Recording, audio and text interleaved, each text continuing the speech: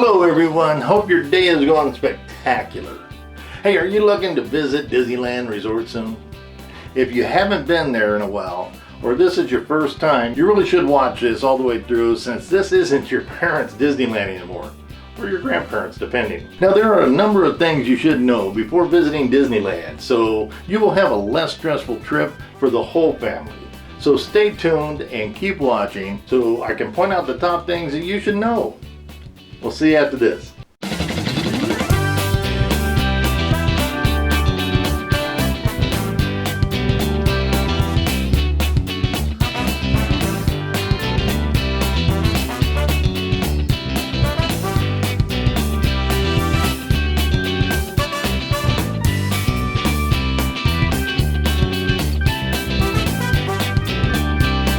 Now for those of you that don't know, my name is Jim and that's my wife Gwen. We are a couple of Disney, well, all kinds of amusement park fans, just as we hope you are. And if you are too, please be sure to click the subscribe button below, right down there. And most of all, if we have provided value, it would be great if you could click on the thumbs up to like our video. I know clicking on the like button and subscribing may not mean much to you, but it means the world to us, me and Gwen. So thank you, and let's get back to the video. Okay, first, due to the past year and the closures, things have changed a lot with Disneyland Resort and how everything functions now. Number one, download the Disney app. I can't tell you how strong you're gonna need this. If you don't have the app, you don't have a smartphone, it's gonna be hard to navigate around Disneyland anymore. Now you're gonna be using that app a lot on your smartphone. And for those of you who don't have a smartphone and stuck with a flip phone, you're maybe gonna have a tougher time in the parks for the reservations, eating, etc. Now this app has so much information for you and ways of navigating around the parks to make it as smooth as possible if you get familiar with it first. For example, at the time of this video, your tickets and entry are on the app. Getting boarding passes for the top rides is on the app. Getting into sit-down restaurants and even ordering food for most places is on the app. Now making sure you are signed in not only to the app but the Disneyland website where you bought your tickets, as the app and the website go hand in hand. This way you'll be able to link your park tickets with the app and have a credit card associated with the app for ordering food, etc. Now a good tip here is to be sure you screen capture your ticket. Now if you screen capture your ticket, you'll have a photo of them also on your phone, just in case your internet goes out or the app goes down. This way you can bring up the image for the tickets and they can scan that for entry. And if you're a Magic Key Pass holder, getting your discounts for the merch and food is a lot easier. Now you can also take printed out tickets, well, hard tickets, as a backup just in case. Next tip is to be sure to set your power saver on your phone and turn off your Bluetooth, because the Bluetooth goes out and it just keeps cycling your phone, looking for things. So because of that and the amount of time using the app, taking pictures and videos, calling your friends to say, hey, I'm at Disneyland, will run your battery down. Next tip is I recommend taking a backup, an auxiliary battery for your electronics, which can also be used to charge not only your phone, but digital camera too. I'll put a link in the description below for a good one, but a low cost one if you're interested. Next, you've heard me mention reservations. There's a lot more to it now. When purchasing your tickets, one park or a park hopper, you will need to make reservations to that park prior to visiting. Now it is very important that you have these reservations, because you could drive hundreds of miles to get there and all excited and ready to great vacation to Disneyland, only be turned away at the gate. Sorry folks, park's closed. And have no reservation spots available for the time you are there. Now after you purchase your tickets, go directly to the reservations page to choose the dates of your vacation and the parks you want to visit. Now if you purchase park hopper tickets, you'll be able to walk over to the other park after 1 p.m. that day and go back and forth as you like. They request that you choose one park to start with for the day. Now this goes to the next tip. There are a couple of rides at this time that you'll need to get what they call a boarding pass.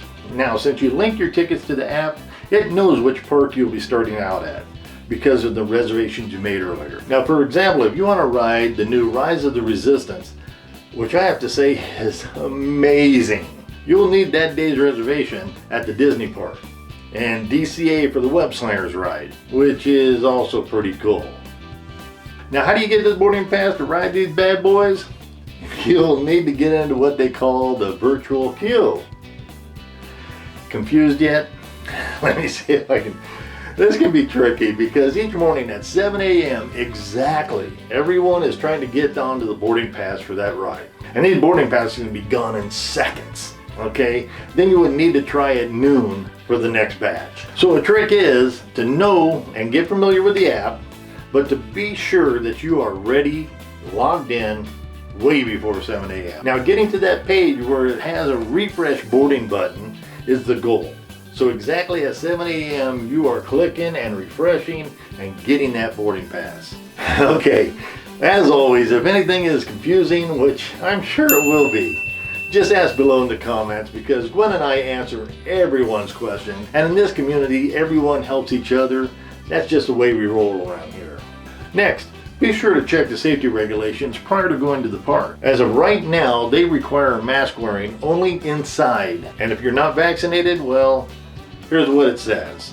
The state of California strongly recommends all guests be fully vaccinated or receive a negative COVID-19 test prior to entering the Disneyland Resort. Face coverings are required for all guests ages 2 and up while indoors, including on many attractions and enclosed transportation vehicles. Regardless of vaccination status, face coverings remain optional for all guests in outdoor common areas. Hope that explains it. Okay, next tip, eating at the parks. Things have really changed in this area. They are pushing for online ordering and reservations for many sit-down restaurants. Unfortunately, getting a reservation to, say, Cafe New Orleans is near impossible, and only a handful are available. First, in the app, click on the plus button at the bottom. Enter how many are in your party. Choose what day you want. Now you can search by time or genre, such as dinner. Now you can see, not many popped up, but choose a lunch and there may be more. You can make these reservations up to 60 days out. Virtual ordering is next. Now click on the hamburger or the menu button, which is the 3 lines at the bottom right, and then choose mobile food order. You're going to create a new order here. Now you can find the restaurant with either the drop down list or choose the map function to find something that's close to you. Now here you can use the well laid out sections and order everything you want. Now you will get a screen saying that they are preparing your food, but in reality they're really not, until you click on "You are there for pickup." So my advice is, if you're only a few minutes away, then click on the pickup button, and it'll be about 10 to 15 minutes after that. Now I do like this feature over waiting in a standby line to order, because that can take a long time. It makes it so much easier and faster to pay through the app with the credit card that you have on file. So you just walk up to the pickup window that's shown on the app to get your food. It really is a great system there, so you can stand in line a lot less. You know, it's great if you have the means to stay at one of the park's hotels, but they are expensive, and you have options such as walking distance hotels to drive to park hotels. Now the things that you should consider are that each hotel without walking distance, along with the Disney hotels, charge a premium fee for parking, and usually any extras along with higher per night stays. Okay, let me give you some examples, and these are the lowest room rates that I could find. Now the Grand California Hotel, $526 per night, parking's $25 per night. Disneyland Hotel, $423 per night, parking $25 per night. Disney Paradise Pier Hotel, $317 per night with a $25 per night parking. Now it is great to stay in those hotels, like I said, if you have the means. Now let's talk about surrounding hotels, the walking hotels, where you can walk to. The average is $195 per night and $27 parking fee per night. You can't forget those other fees. It just adds to it. Now, Disney Park charges $25 per day at either their Mickey and Friends or their Toy Story parking lots. At the time of this video, the trams are not operating at the Mickey and Friends parking lot. So you're looking at about a 3/4 mile walk Or you can just take the buses from the Toy Story parking lot right to the entrance of Disneyland. Okay, here's where you're gonna save lots of money. I'm telling you, I've been doing this for so many years, and this is kind of why we're here. Now, my suggestion is to choose a hotel such, you can try Holiday Inn Express. No sponsorship here. I wish. But, you know, you choose a Holiday Inn Express a few blocks away for a few good reasons. Is they have a free scheduled shuttle rides to the park, free parking, free hot breakfast in the morning with an average of $122 per night cost. Now, let's do the math and see what you can save spending an extra 15 minutes on a shuttle ride. Now, these hotels average about $122 nightly, minus the $25 parking, minus the average family of four breakfast of $60, equals to a nightly fee of $37. That makes a big difference, doesn't it? Next, let's talk about eating. Because as you can tell, I like to eat. Anyways, you're able to take in food to the parks. Now, this is from Disney's website. Now, guests are allowed to bring in outside food and non-alcoholic beverages into the parks for self-consumption, provided they are not in glass containers, do not require heating, reheating processes and refrigeration, and do not have a pungent odor. Please, no, we don't need that. Inform cast members of any food items when you enter the park. Now, next tip, be sure to pack pain medication, Tylenol, etc., comfortable shoes, and a refillable water bottle.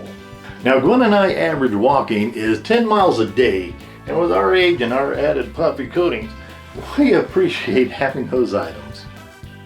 Now, I hope this helps you out for a more pleasurable, stress-free vacation at the Disney parks, more enjoyable and less confusing. And if it did, please remember to hit the subscribe button and hit that like button too. I hope to see you there. Oh, and remember, if you have any questions or you're confused about anything, please put the comments below, your questions below in the comments, so we can help. Everybody will help. This is just the way this community works. So I appreciate it. See you again. Have a great one tomorrow.